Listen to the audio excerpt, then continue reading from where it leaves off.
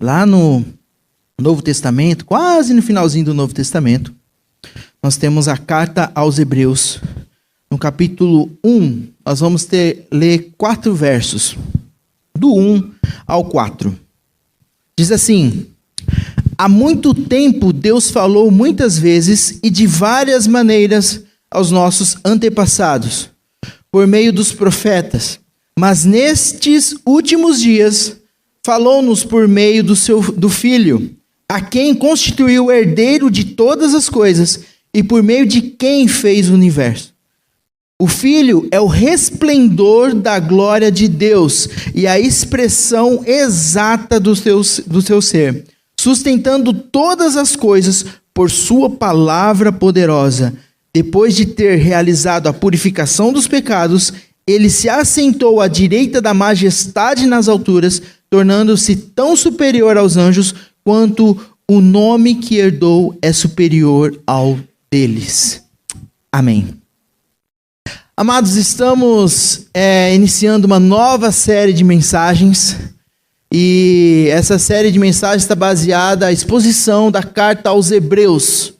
É uma carta do Novo Testamento, uma carta muito importante, e ela é considerada por alguns teólogos como o 5º evangelho, né? Existem os 4 evangelhos. Será que nós lembramos? Mateus. Muito bem, ó, pessoal afiado. Uma igreja bíblica que conhece os 4 evangélicos. Desses 4, 3 são sinótipos, ou seja, os 3 são parecidos, né? Nós encontramos várias histórias, né? Vários relatos iguais nos 3 evangelhos sinótipos, e o 4º é o evangelho de João. O Hebreus, a carta aos Hebreus, ela é considerada o 5º evangelho para alguns teólogos. Por quê? O evangelho, ele é específico falando de Jesus. Então, quando nós olhamos os 4 evangelhos no início do Novo Testamento, nós vemos relatos sobre a vida de Jesus. Né? Quando você começa a ler Mateus, você vê a genealogia de Jesus, toda a história de como o Messias nasceu, o menino Jesus nasceu. Lucas também relata de uma forma cronológica, se você quer saber como que foi os relatos exatos do nascimento de Jesus até a morte e crucificação de Jesus, você lê Lucas, que ele foi minucioso nos detalhes e colocar de forma cronológica os acontecimentos. Mas a carta aos Hebreus, ela fala de Jesus de uma outra perspectiva. A carta aos Hebreus, ela fala de Jesus, do seu ministério celestial de Jesus. Não somente relatando ele como homem que esteve presente aqui conosco, que viveu, que morreu e ressuscitou, mas ela abrange algo como a majestade de Jesus. Quem realmente é Jesus? O papel dele como sumo sacerdote, aquele que intercede por nós, aquele que está presente aqui através do teu Espírito, aquele que nos advoga diante de Deus, aquele que nós podemos clamar e pedir ajuda no momento da aflição. Então, a carta aos Hebreus, ela é uma carta que ela vai falar de Jesus de várias maneiras e de várias perspectivas. Não somente num relato histórico, como os evangelhos foi relatado, mas sim de uma forma mais gloriosa, de uma forma maravilhosa, da grandeza e do poder de Jesus. E essa carta, ela foi escrita num contexto de um pouco de urgência, porque quando nós começamos a ler a carta, ela não tem tipo uma introdução, ela não tem uma saudação, ela não mostra assim, oh, meus queridos e tal, venho daquela... Todo início de carta, né, quando você vai puxar uma conversa, você dá um cumprimento, fala um bom dia. Normalmente, né? Os jovens hoje em dia só dão um joinha e tchau, né? Mas assim, uma carta formal, ela tem um destinatário, mostra ali uma saudação. Aos Hebreus não tem essa saudação, ela já vai direta no assunto. E alguns estudiosos falam que por esse motivo de urgência dessa carta, ela já vai tratando diretamente ao assunto e já traz a pessoa de Cristo para esse contexto. Algo que nós não conhecemos é quem foi o autor dessa carta, né? Alguns alegam que foi Paulo, outros Apolo, né? Até mesmo tem citações que pode até ter sido Priscila, uma mulher. Aí os caras, mas por que mulher? Porque repete várias vezes o mesmo assunto. Então, não sei se é verdade. Foram os estudiosos que disseram isso. Mas no decorrer dessa carta, você vai ver que ele fala um assunto, depois ele traz novamente esse assunto e dá uma explorada melhor. Então vai ser uma exposição muito, muito gostosa da carta aos Hebreus, e ela foi escrita justamente como o próprio nome diz, aos hebreus. Quem que é os hebreus? Os judeus. Os hebreus é aqueles que falavam o hebraico, né? Então, aqui para o povo de Deus, aqueles que eram do povo de Israel, né? Os judeus, que tinham se convertido ao evangelho de Cristo, né? Então, essa carta ela foi escrita mais ou menos nos anos 70, né, a 80, né, mais ou menos nesse período. Então, muitos judeus se converteram, aqueles que praticavam o judaísmo, né, a velha aliança, que tinha todos os rituais e os templos, pertenciam à sinagoga, se converteram ao evangelho de Cristo, que Jesus, depois ressurreto, teve com o povo, e ali a igreja teve uma perseguição, uma expansão, e ali os judeus, eles se converteram ao Senhor. Mas só que com a perseguição, com as lutas que estavam vindo contra a igreja, que estavam vindo diante da igreja, muitos quiseram voltar para trás, voltar a praticar o judaísmo, voltar a praticar os velhos costumes. E é algo que nós podemos aprender aqui, porque às vezes diante da perseguição, né, às vezes nós falamos a perseguição foi bom para a igreja. Foi. Né? Em todo o tempo da história, se nós olharmos a cronologia da igreja, desde a morte de Jesus, né, o Pentecoste ali, a igreja sempre foi perseguida, e toda vez que ela foi perseguida, ela expandiu, porque o povo precisa correr. Né? Ou você é morto, ou eu vou para outro lugar e vou anunciando o evangelho. Então ela teve uma expansão, mas também muitos negaram a Cristo. Muitos negaram a fé por medo de morrer, por medo de ser perseguido, que é a forma mais fácil. De forma mais lógica, quando nossa fé está sendo confrontada, quando nós temos uma ameaça, não somente uma ameaça falada, mas assim, uma ameaça física, de as pessoas virem e querer matar, e sequestrar, e levar preso, a nossa fé é questionada. E muitos irmãos, infelizmente, negam a Jesus nesse momento. Glória a Deus por aqueles que permanecem. Mas há muitos que negam. Então, cuidado quando vier a perseguição. Cuidado quando vier a tribulação. Cuidado quando vier ali nós somos perseguidos por causa da nossa fé. Graças a Deus aqui no Brasil nós não temos essa perseguição intensa, mas leve e moderada, de uma forma mais política e intelectual, né? Por perseguição verbal. Mas cuidado, e o que estava acontecendo aqui no contexto da carta aos Hebreus? Os cristãos se converteram ao cristianismo, os judeus, né? E ali eles começaram a voltar às velhas práticas da velha aliança, do Antigo Testamento. Então essa carta, ela traz uma dobradiça, ela traz uma explicação mais clara do que é a nova aliança, do que é viver em Cristo, do que é realmente o cristianismo, o que realmente Jesus significa para nós. Então nós vamos estar falando hoje sobre a revelação de Deus. Quem é a revelação de Deus? E sabe que quando nós falamos sobre revelação de Deus, todo ser humano ele tem essa curiosidade. Né? Não vou perguntar aqui, mas você não precisa responder, mas quem aqui já foi atrás de uma revelação de Deus? Ah, vou estar fulano é homem de Deus, ele vai falar comigo, vai revelar alguma coisa de Deus para mim. Ah não, porque tem uma igreja lá que traz a revelação de Deus, né? Traz o que está oculto, né? Porque revelação, a origem da palavra revelação é revelar, tirar o véu, né?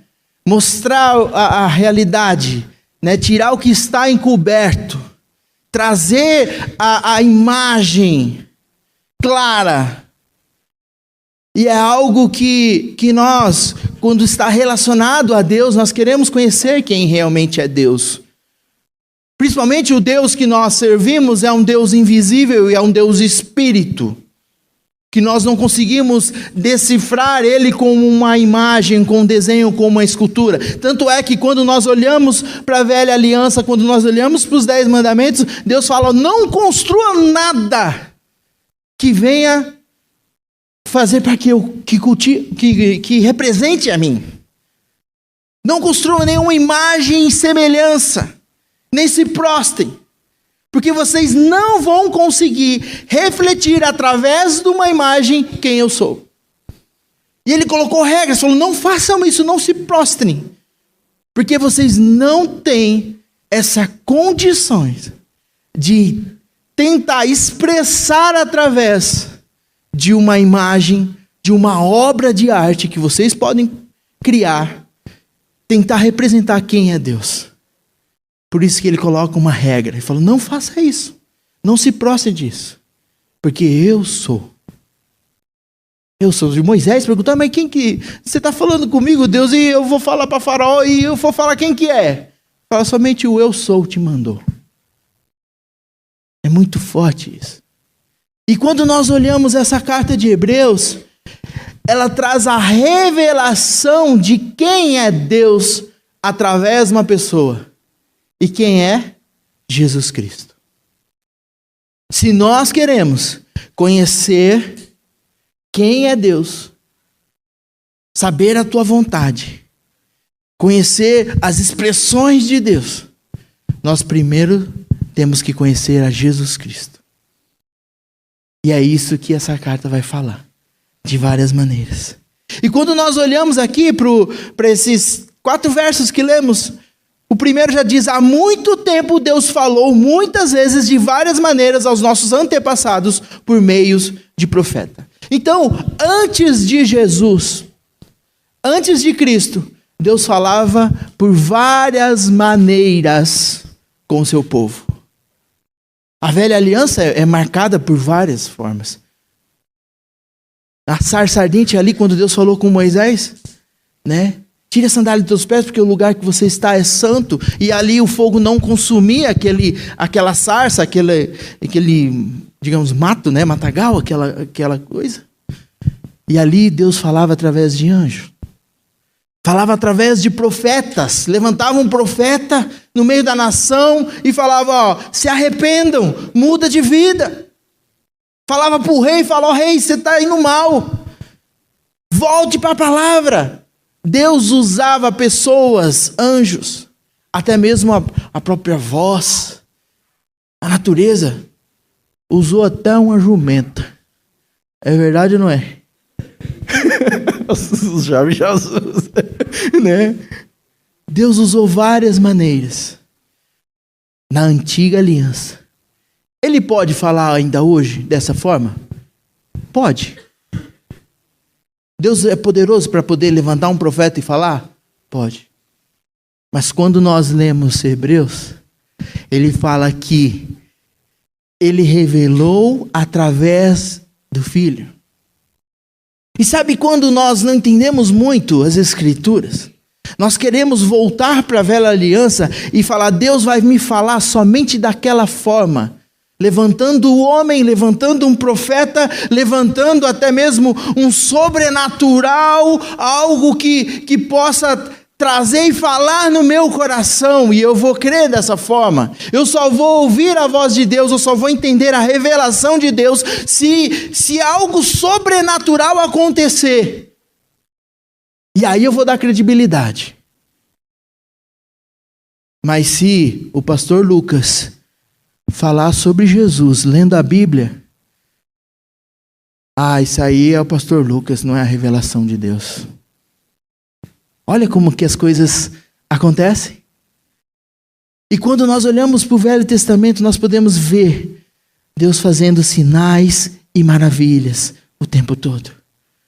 Mas há uma mudança, porque quando Jesus chega, quando o Messias é enviado, é revelado, algo acontece. A revelação máxima chegou. Jesus Cristo. O Deus que se tornou homem e ao mesmo tempo é Deus. Sumo sacerdote, representante entre o povo e Deus.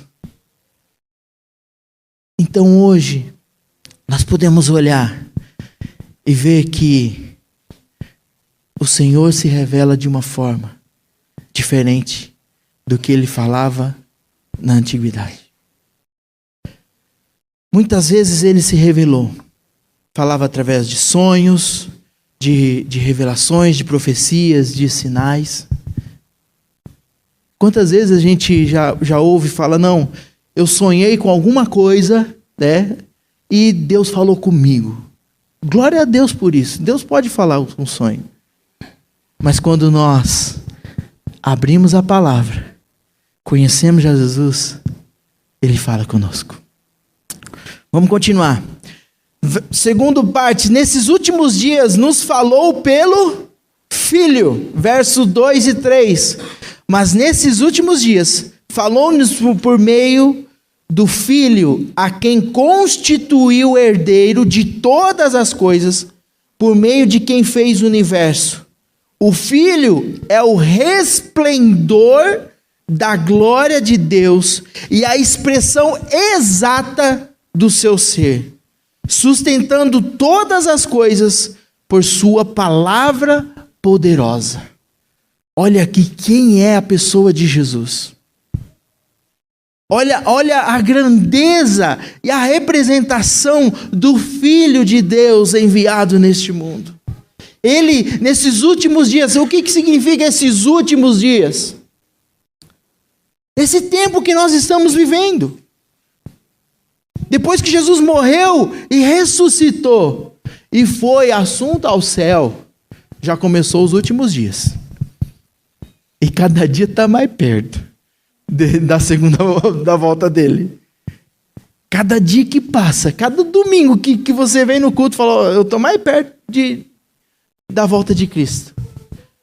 E aqui nesses últimos dias, depois que Jesus se revelou, essa expressão, ele mostra que Deus se revela através do seu Filho, que é o resplendor da glória de Deus. Gente, essa grandeza, essa contemplação, eu não sei se você já sentiu essa sensação de você visitar um lugar muito bonito, ou uma praia, ou uma paisagem, umas montanhas, ou um deserto lá do Sal do Chile, né? A coisa. E você vai e tira foto. E não para de tirar foto, né? Você vai tirando foto, e aí você fala, nossa, esse lugar é muito bonito. É maravilhoso, olha a grandeza desse mar. Olha essa cachoeira, Foz de Iguaçu. Eu não conheço, mas eu só vi por foto. Mas quem foi lá, né, fisicamente olhou, é algo que você não consegue descrever. E você, por mais que tenta tirar foto com alta resolução, com objetiva, com abertura, com tempo, a hora que você chegar e ler no celular, ler no computador, vai conseguir expressar a grandeza? Não vai. Porque tem todo um contexto, tem a profundidade, tem o vento, tem o cheiro, tem tudo. Por mais que nós conseguimos ter uma imagem, nós não vamos conseguir ter o tamanho da grandeza. E quando a palavra de Deus fala que Jesus é a expressão, né, de toda o resplendor, o Filho é o resplendor, a expressão da glória de Deus. Quando nós vemos a Cristo, quando nós estamos em Cristo, nós podemos compreender um pouco de como é o nosso Deus. Olha que maravilha, amados. A imagem de Cristo representa quem é Deus. Então, que nós possamos estar tendo um relacionamento com Jesus, conhecendo a Ele, vivendo com Ele, através da palavra, através da oração, olhando a pessoa de Cristo. Se Cristo está vivo em nós, porque quando nós morremos para nós mesmos, né, depois nós vamos ver mais para frente o papel de Cristo, o que Ele fez por nós, né, para nós, que Ele vem habitar dentro de nós. Olha que fantástico isso. E ali nós podemos expressar e glorificar a esse Deus maravilhoso. Então a expressão dos últimos dias indica um momento conclusivo, a revelação divina. Já tem já foi concluída através de Cristo Jesus. Nós não precisamos de que mais algum anjo venha e apareça e revele algo a mais do que nós já temos. Nós não precisamos que um profeta, por maior que seja poderoso nesse planeta, traga algo novo para nós. Porque a revelação maior que nós temos é Jesus Cristo, está na palavra dele. E isso é muito perigoso, porque muitas outras religiões que seguem esses outros profetas que apareceram e trouxeram uma revelação nova. Joseph Smith dormiu, sonhou, teve um encontro com um anjo Moroni, e escreveu um evangelho. Segundo com esse anjo, e que difere completamente de muitas coisas que tem na Bíblia. Era Jesus? Não, era um anjo. E aí, o que acontece? Eu estou colocando a revelação máxima de Jesus, uma outra pessoa, uma outra profecia, algo que vai contra as Escrituras. Amados, o Evangelho é simples e puro. A revelação máxima que nós temos já está em nossas mãos. Só basta nós aplicarmos e vivermos. Nós só precisamos viver esse evangelho. Por isso que tem a igreja. Porque na luta que nós enfrentamos todos os dias, com a luta com os nossos próprios pecados, um vai fortalecendo o outro e vamos glorificando a Deus nesta caminhada. Sendo cada vez mais parecido com quem? Com Jesus Cristo. Que quando nós somos cheios do Espírito, o nosso alvo de vida, a nossa motivação é ser parecido com Jesus. E vamos continuando aqui. Nesses últimos dias, então, Deus se revela e fala através do seu Filho. Terceira parte aqui que nós vemos no verso 3. Depois de ter realizado a purificação dos pecados, ele se assentou à direita da majestade nas alturas, tornando-se tão superior aos anjos, quanto o nome que herdou é superior ao deles. Jesus possui a glória original de Deus. Conhecê-lo é conhecer o Pai. Olha o que diz em João 14, o Evangelho de João 14, 8 a 11, diz assim: disse Filipe: Senhor, mostra-nos o Pai, e isso nos basta. Filipe, discípulo de Jesus, falou: Jesus, mostra o Pai e já estamos satisfeitos. Olha a resposta de Jesus. Jesus respondeu: você não me conhece, Filipe? Mesmo depois de eu ter estado com vocês durante tanto tempo, quem me vê, vê ao Pai. Como você pode dizer, mostra-nos o Pai? Você não crê que eu estou no Pai e que o Pai está em mim? As palavras que eu digo não são apenas minhas.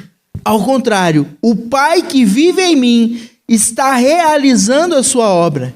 Creia em mim quando digo que estou no Pai e que o Pai está em mim, ou pelo menos creiam por causa das mesmas obras. Olha o próprio Jesus explicando que ele e o Pai é a mesma pessoa. Que ele estava representando Deus e ali ele estava obedecendo à vontade de Deus. Olha que resposta maravilhosa. Então, nós podemos ver que Jesus é a expressão exata de Deus. Se nós queremos conhecer quem realmente é Deus, nós precisamos conhecer quem é Jesus e viver para sermos tão parecidos com Ele.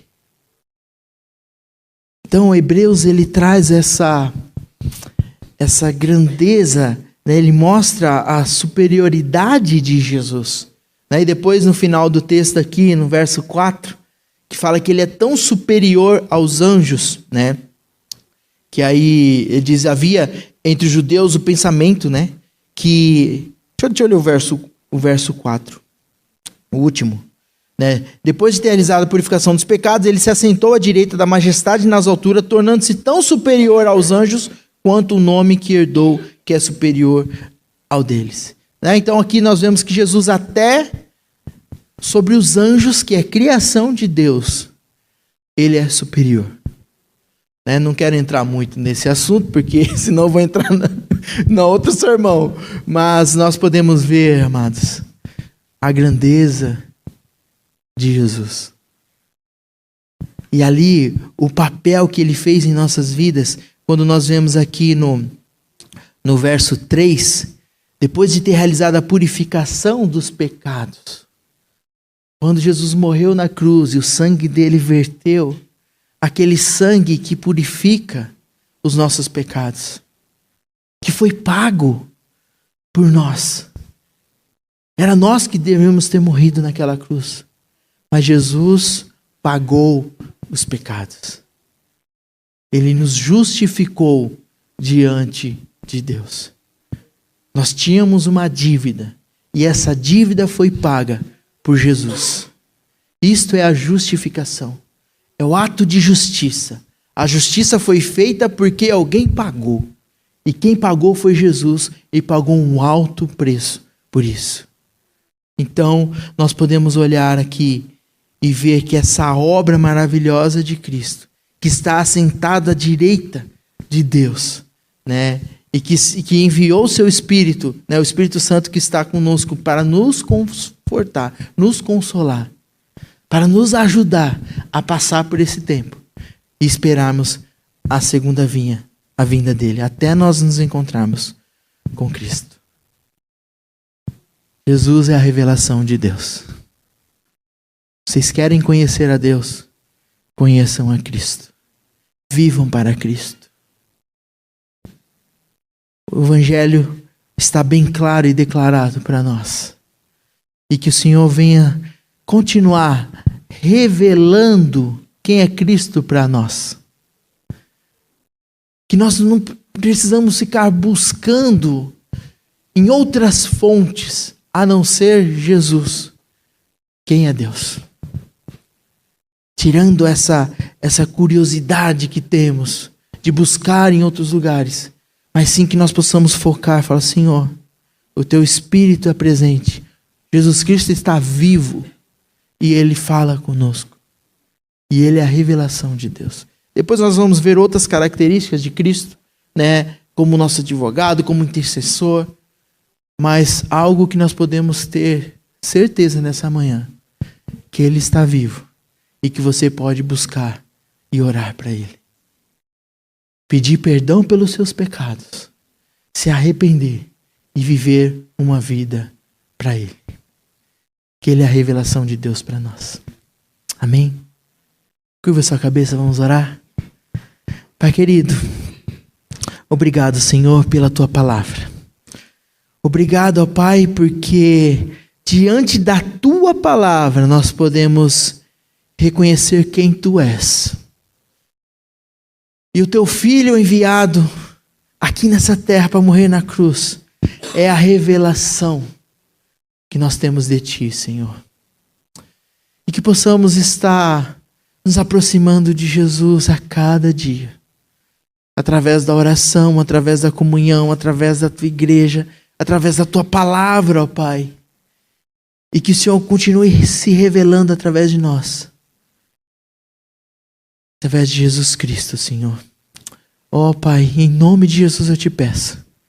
Abençoe Teu povo, Senhor. Abençoe a Tua igreja. E que possamos Te glorificar. Da forma que nós vivemos, da forma que nós pensamos, ó Pai. É isso que eu te peço. Amém.